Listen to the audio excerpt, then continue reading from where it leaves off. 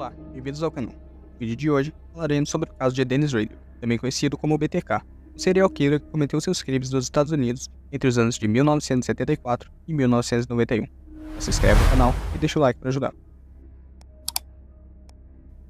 Dennis Leon Rader nasceu em 9 de março de 1945, em Pittsburgh, Kansas, e é o mais velho de 4 irmãos.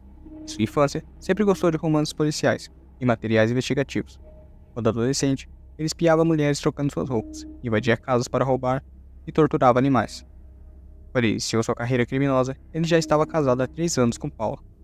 Em seu relacionamento, ele era cavalheiro, adorável. O casal ia à igreja juntamente aos pais de Dennis. Ele desempenhava o papel ajudando no grupo de jovens e escoteiros. Em sua casa, ele estabelecia diversas regras sobre a organização. Dennis trabalhou por 4 anos na aeronáutica, instalando fiações elétricas e antenas, e recebeu baixa em 1970, sargento, na cidade de Wichita. Sua primeira vítima foi Josephine Otero, de apenas 11 anos de idade, na cidade de Wichita. Dennis tinha 28 anos na época desse caso, e já havia visto Josephine passeando juntamente com sua mãe, em determinado dia quando ele levava sua esposa para o trabalho. Após esse dia, ele começou a observar elas, e a casa onde residiam, e assim ficando a par dos horários que sua mãe e seus pais saíam e chegavam. Ele sabia que a família tinha 2 carros, mas não sabia que o pai de Josephine tinha sofrido um acidente, se machucado e estava em casa. Dia 3 de fevereiro de 74, Dennis dirigiu até as redondezas da casa e deixou seu carro por lá. Entrou pela garagem até a porta dos fundos, que estava trancada. Vendo o fio de telefone, ele cortou com uma faca de caça, e quando estava cortando, a porta se abriu. Dennis viu um menino e um cachorro que começou a latir. De imediato, ele saca sua arma e empurra o menino para dentro da casa e encontra o pai das crianças. Logo em seguida, anunciou um assalto. Josephine começou a chorar, mas Dennis pediu para que todos se acalmassem, pois nada ia acontecer. Na casa estavam Joe, pai das crianças, Julie, a mãe de Josephine, de 8 anos, e Joseph, de 9, todos mortos por Dennis. Os adultos foram espancados e estrangulados no quarto, enquanto as crianças assistiam tudo. Depois, Dennis levou Josephine para o porão, onde a pendurou em um cano e a observou morrer sufocada. O mesmo aconteceu com seu irmão, que foi sufocado com 3 sacos plásticos em sua cabeça. Dennis levou da casa um relógio, um rádio, roupas íntimas da menina, como uma espécie de troféu. Algumas horas após o crime, os outros 2 filhos do casal que não estavam em casa no momento do incidente voltaram e se depararam com um cenário de terror. Não demorou muito para que a polícia e a mídia local chegassem. O fato que chamou a atenção de todos os investigadores foi a habilidade com o nó do criminoso, como ele amarrou todas as vítimas com suas mãos para trás. Seu apelido, BTK, é uma sigla em inglês das palavras Bind, Torture and Kill, que significam amarrar, torturar e matar. Ele sabia que o mais seguro seria não cometer outros crimes, mas em sua cabeça, ele imaginava ver um monstro interior que o impedia de controlar seus impulsos. No primeiro semestre de 1974, ele escolheu sua segunda vítima e denominou seu planejamento criminal de Projeto Apagar as Luzes. Sua vítima, Catherine Bright, de 21 anos, e a primeira vez que Dennis a viu foi a caminho de um restaurante, onde ele estava levando sua esposa para almoçar. Ela aparentava ser universitária, morava sozinha e não tinha filhos, nem cães. E em abril de 1974, Dennis vestiu luvas de borracha e bateu na porta, mas não obteve resposta. Tomado por uma sensação incontrolável e impulsiva, ele quebra a porta de trás e entra na residência. Limpa a bagunça feita pela porta quebrada e se esconde no quarto. Algum tempo depois, ele percebe que Catherine tinha voltado para casa, mas não estava sozinho, e sim acompanhado por outro homem. Ele logo em seguida avança em direção dos dois, dizendo que ele era foragido da polícia, precisava de dinheiro, de um carro, dizendo que não ia machucar ninguém, mas precisava amarrar os dois. Dennis não havia levado cordas, pois imaginou que Catherine estaria sozinha. O homem que estava com Catherine era seu irmão, Kevin. Dennis conseguiu amarrar os dois com cordas que encontrou na casa. Logo em seguida, ele decidiu que Kevin seria a primeira vítima e envolveu uma meia de nylon em seu pescoço e começou a sufocar. Mas durante o ato, Kevin conseguiu romper as amarras feitas em suas pernas e avançou sobre Dennis, mesmo que com suas mãos amarradas.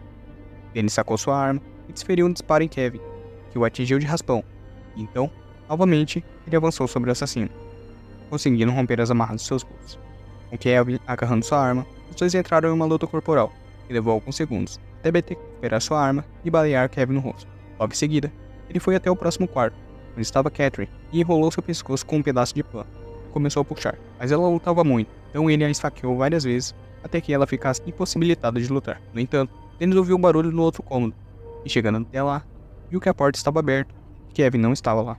E então, BTK fugiu. Kevin pediu ajuda a 2 vizinhos que chamaram a polícia e o levaram ao hospital. Com os policiais chegando ao local, encontraram Catherine rastejando pelo chão, coberta de sangue, e com o telefone na mão. Ela morreu 4 horas depois. Kevin sobreviveu ao ataque e relatou que o agressor tinha cerca de 1,80 m de altura e por volta de 82 quilos e mais ou menos 28 anos de idade, pele clara, bigode e cabelos escuros. Algumas pessoas especularam que o incidente tinha relação com o ataque à família de Josephine, mas outros discordaram dessa teoria pela diferença entre os crimes. Depois do ocorrido, Dennis corre para a casa de seus pais, onde se limpa, troca de roupa, queima suas roupas usadas no crime e vai para casa logo em seguida. Mais dias se passaram e nada aconteceu em relação ao crime. Fato esse que fez a ideia de que Dennis era incapturável ficar em sua cabeça. Vários meses se passaram e 3 detentos afirmaram ter cometido os crimes, e isso foi parar nos noticiários. Mas não demorou muito para que os detetives chegassem à conclusão de que não teriam sido eles que haviam feito os atos. A matéria, no entanto, fez com que Dennis se irritasse, pois outras pessoas estavam levando mérito por seus crimes. E então, 9 meses depois dos assassinatos da família de Josephine Otero, um jornalista recebeu um telefonema de um homem que falava em tom agressivo e rouco. Esse homem comunicou que deixaria uma carta dentro de um livro em uma biblioteca, e nessa carta estariam detalhados os crimes cometidos contra a família Otero. A polícia foi avisada, então eles foram até a biblioteca citada. Procuraram pelo livro e encontraram a carta. Carta essa que continha diversos erros ortográficos. Na carta, BTK dizia que os detentos estavam tentando levar os créditos por seus atos criminosos, e que ele mesmo havia cometido os crimes sozinhos, sem nenhuma ajuda, e para comprovar isso, ele deu vários detalhes que só ele e a polícia sabiam sobre o crime. Também afirmava que iria voltar a cometer novos crimes, e informava a todos que se auto-intitulava BTK. A polícia ficou enfurecida com tal carta. Os jornalistas e a polícia trabalhavam juntos, compartilhando informações sobre o caso, mas os policiais resolveram não revelar algumas informações sobre a ligação, carta e o nome BTK, com medo que pudesse influenciar outras pessoas e que a população ficasse em estado de histeria. Então, alguns dias depois, o jornal Eagle, que acompanhou o caso desde o início, publicou um aviso discreto para a BTK no jornal, com um número para uma ligação. Eles haviam conseguido um emprego novo como instalador de alarmes residenciais. Um trabalho um tanto quanto irônico devido às suas atividades criminosas.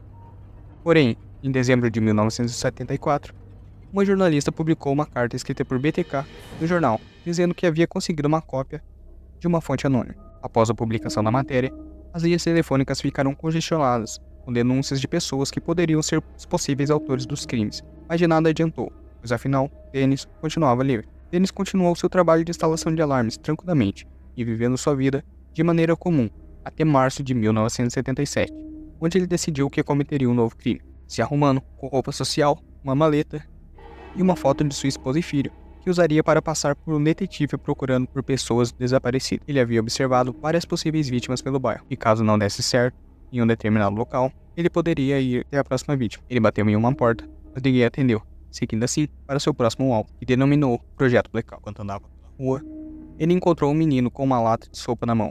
Abordou o menino com uma foto e perguntou se ele havia visto as pessoas. O menino respondeu de forma negativa. Dennis andou até a casa onde seria sua próxima vítima, mas também não encontrou ninguém, e assim ele tomou a decisão de entrar na casa onde o menino havia entrado. Na casa estavam Shirley, de 26 anos, e seus 3 filhos, de 6, 8 e 4 anos. Dennis bate na porta e em seguida um dos meninos abre. Logo após, sua mãe vai até lá para conversar com ele. Ele afirmou ser um detetive e de imediato entrou na casa.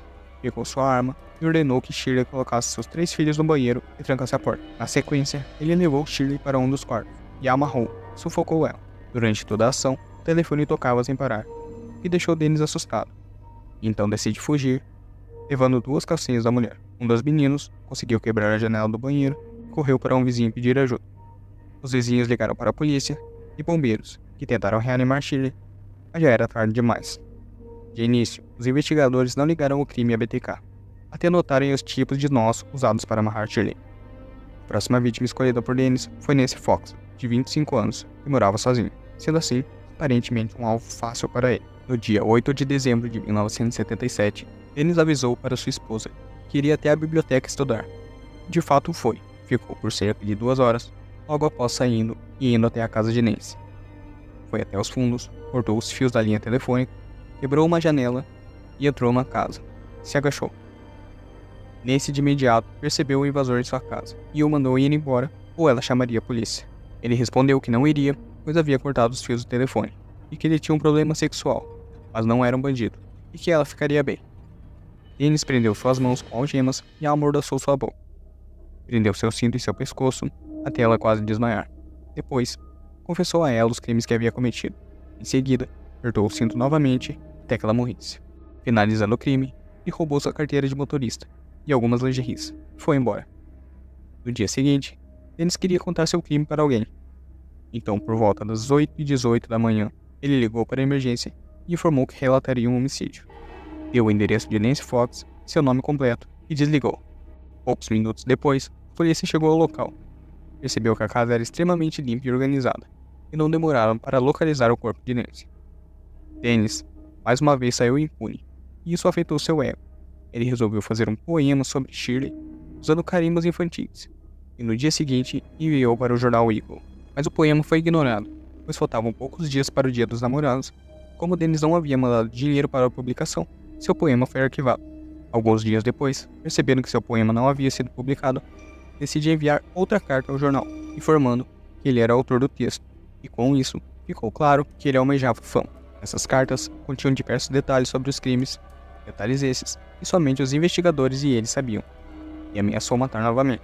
Foi aí que os detetives decidiram avisar a população de que realmente havia um serial killer à solta, com uma transmissão ao vivo no jornal e uma coletiva de imprensa. Após a notícia ir ao ar, as mulheres começaram a ter muito medo, e várias pessoas passavam um trote se passando por BTK.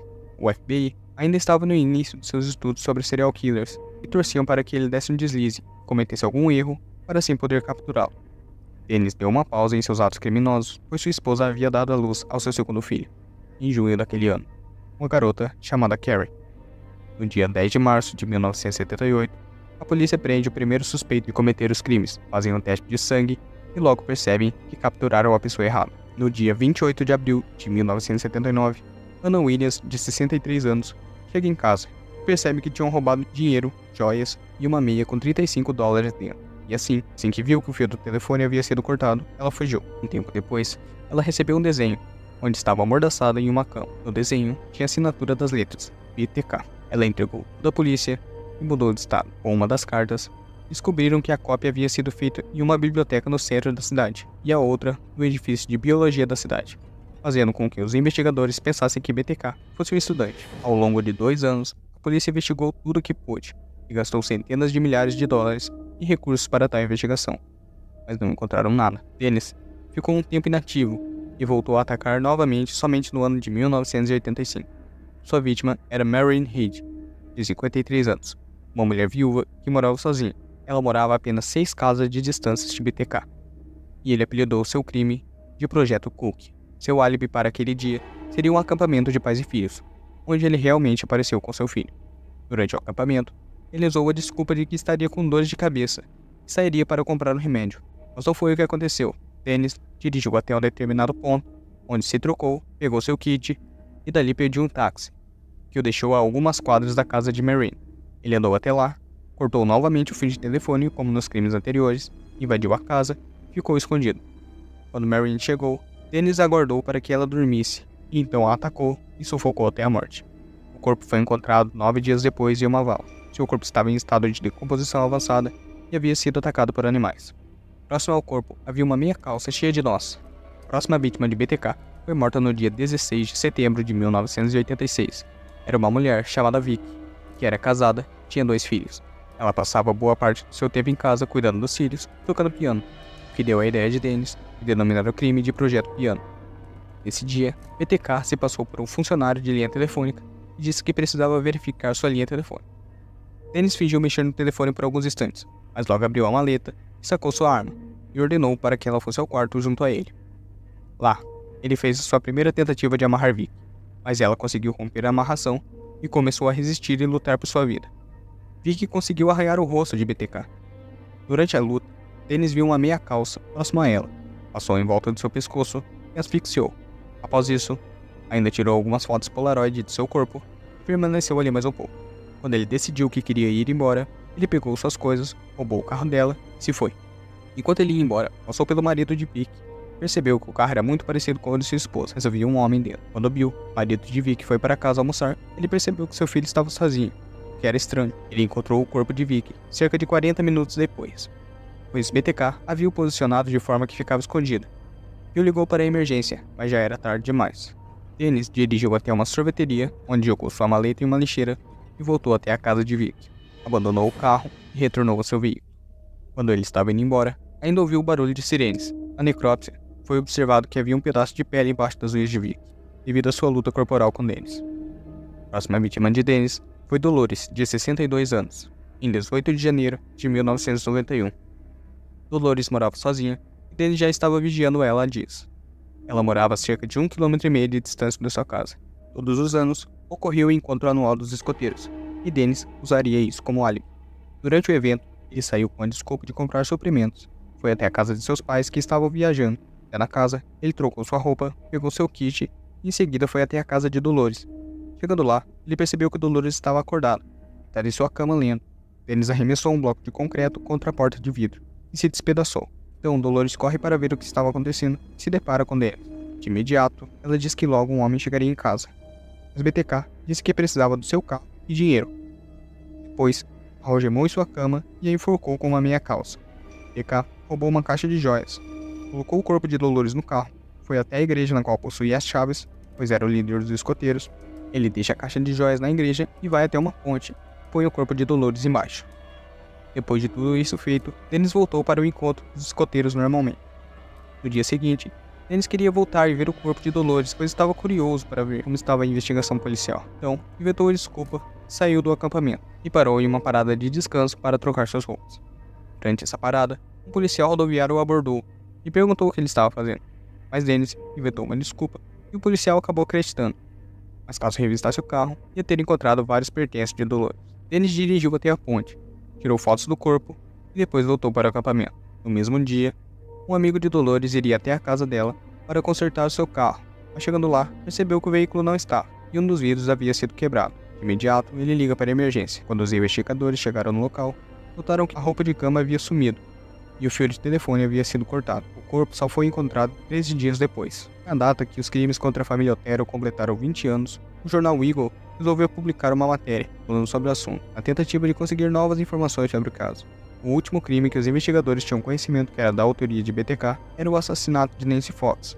E como já se faziam 20 anos desde o primeiro assassinato, haviam muitas especulações de que ele já estaria morto ou havia se mudado. Na virada do século, no início dos anos 2000, o índice de homicídios havia diminuído bastante, e os investigadores começaram a retomar casos antigos, que estavam arquivados. Eles tinham amostras do DNA e do sêmen que ele deixou no primeiro crime e na camisola de Nancy Fox. Em revisão do caso de Vicky, que também já havia sido arquivado, foi descoberto que a pele debaixo de suas unhas possuía DNA masculino. Com o passar do tempo, Dennis foi ficando inquieto, pois seus filhos já estavam adultos e gastava seu tempo recortando fotos de mulheres amarradas em anúncios em jornais. No ano de 2003, um advogado escreveu um artigo falando como mais ninguém lembrava de BTK e deixou Dennis incomodado. E assim que ele mandou 3 fotos Polaroid do corpo de Vicky, juntamente com a carteira de habilitação. Com o material já em mãos dos investigadores, foi percebido que continha o nome do remetente, que era Bill Thomas Kilman. Mas essa pessoa não existia, era somente um nome falso, fazendo alusão à sigla BTK. Com a análise das fotos, foi percebido que a vítima estava em poses diferentes, que só o próprio assassino poderia ter feito aquilo. Então foi formada uma nova força-tarefa na intenção de capturar BTK, onde a estratégia principal era apelar para o ego, fazendo com que ele cometesse algum erro. Com toda essa repercussão do caso, Dennis começa a enviar pacotes para a mídia. E no ano de 2004, ele manda para o jornal fotocópias das carteiras de habilitação das vítimas. Mas nesse pacote não foram encontradas digitais. O segundo pacote foi encontrado em uma sacola amarrada atrás de uma placa de pare. Na sacola, tinham 3 folhas de papel, detalhando os crimes contra a família Otero. O terceiro pacote foi encontrado em uma biblioteca em uma sacola plástica, na caixa de evolução de livros, juntamente a outros vários papéis com a sigla BTK. Em uma dessas cartas, ele afirmava estar velho, mas não debilitado, e que já tinha sua próxima vítima. E então, no dia 3 de dezembro de 2004, o quarto pacote é encontrado, contendo uma boneca com as mãos amarradas para trás e a carteira de motorista de Nancy Fox, que havia sido morta há 27 anos. Em 8 de janeiro de 2005, um Jeep preto foi visto pelas câmeras de segurança entrando em um estacionamento. As câmeras também capturaram um homem descendo do carro e colocando um pacote em uma picape de um funcionário. No pacote, tinha uma caixa de cereal e o colar de Nancy Fox. O funcionário, porém, não deu importância para o pacote e descartou em um lixeiro no seu escritório. Porém, em 25 de janeiro de 2005, uma emissora de TV percebeu um cartão postal de BTK, onde ele perguntava se eles haviam recebido o pacote enviado para eles através da picape do funcionário. Os detetives, em conhecimento da situação, foram até o estabelecimento e perguntaram aos funcionários sobre o ocorrido. Foi aí que o funcionário em questão percebeu que não se tratava de uma bobagem, mas sim de um pacote deixado por BTK. Por sorte, o funcionário havia saído de férias e não tinha tirado seu lixo, então o pacote ainda estava lá. Analisando as câmeras de segurança, conseguiram ver eles deixando o pacote no local, e foi assim que conseguiram a primeira imagem de BTK. Como Dennis já estava mais velho e não tinha a mesma disposição para tirar várias fotocópias em lugares diferentes e recortar as bordas, foi assim que ele teve a ideia de gravar seus recados para a polícia em um disquete, que gravou no seu trabalho. Antes de enviar o disquete, ele perguntou para os investigadores, através das mensagens dos pacotes, se ele poderia ser rastreado através do disquete. Os detetives, aproveitando a oportunidade, responderam que não. No dia 16 de fevereiro, outra emissora recebeu um pacote. Continha um pingente, uma corrente de ouro, 3 folhas e um disquete. E assim, sem muitas dificuldades, identificaram que havia o nome gravado no disquete, o nome deles. E através das informações contidas no dispositivo, foi identificado que ele teria sido gravado em um computador registrado em nome da Igreja Luterana, e que havia sido utilizado pela última vez em uma biblioteca. Sem muitas dificuldades, chegaram ao nome do presidente da congregação, Dennis Rader. Mesmo já com o endereço de Dennis, ainda não havia nenhum registro em seu nome de um veículo Jeep. Mas chegando até a entrada da casa, o Jeep estava lá estacionado. Mesmo com essas informações, decidiram que ainda não era o momento certo para prender Dennis. Decidiram assim conseguir o DNA de algum parente e cruzar com as informações de DNA encontradas nas cenas dos crimes. E foi assim que a polícia conseguiu uma amostra de DNA da filha de Dennis em um centro médico estudantil. E assim chegaram à conclusão de que Dennis Rader era BTK. No dia 25 de fevereiro de 2005, Dennis foi preso aos 59 anos. Ele dirigia um carro da prefeitura quando os policiais sinalizaram para que ele parasse. Vários policiais se aproximaram e prenderam Dennis. Ele não fez nenhuma pergunta sobre o motivo de estar sendo preso. Algumas horas depois, durante o interrogatório, Dennis confessou ser BTK e contou onde guardava os troféus e os itens que ele roubava das vítimas. No dia 26 de fevereiro, foi feito o anúncio oficial de que BTK havia sido preso. Nos 2 dias seguintes, BTK falou por 33 horas, detalhando seus crimes e sua vida, respondendo a todos os questionamentos feitos pelos investigadores. Pessoas que eram próximas de Dennis ficaram extremamente surpresas com o acontecido, relatando de que ele era uma pessoa aparentemente normal. Enquanto o julgamento não acontecia, Dennis ganhou diversos fãs, pessoas que o idolatravam por seus atos terríveis, e recebia diversas cartas, fotos e dinheiro dessas pessoas. A esposa de Dennis, Paula, não queria mais viver na casa onde ele morava. Então a casa foi a leilão e acabou sendo demolida e transformada em um pequeno parque. Durante a audiência preliminar, Dennis se declarou culpado e respondeu a todas as perguntas feitas pelo juiz. Dennis, com 60 anos, foi condenado a 60 prisões perpétuas consecutivas e seria elegível para a liberdade condicional quando tivesse 100 anos. Não ficam claros os motivos de Dennis ter cometido crimes tão macabros e, mesmo assim, ter criado 2 filhos com tanto amor. Atualmente, Dennis está cumprindo sua pena em uma prisão de segurança máxima. Obrigado por ter assistido até aqui. Se gostou do vídeo, se inscreve no canal e deixa o like. Também deixa um comentário aqui embaixo e a sua opinião sobre o caso. Se você tiver interesse em ajudar a melhorar a qualidade aqui do canal, vai no primeiro comentário fixado e entre na nossa comunidade do Apoia-se, onde os apoiadores podem dar sugestões de vídeos, onde 2 vezes ao mês serão selecionadas 2 ideias que vão virar tema de vídeo aqui do canal. Até a próxima.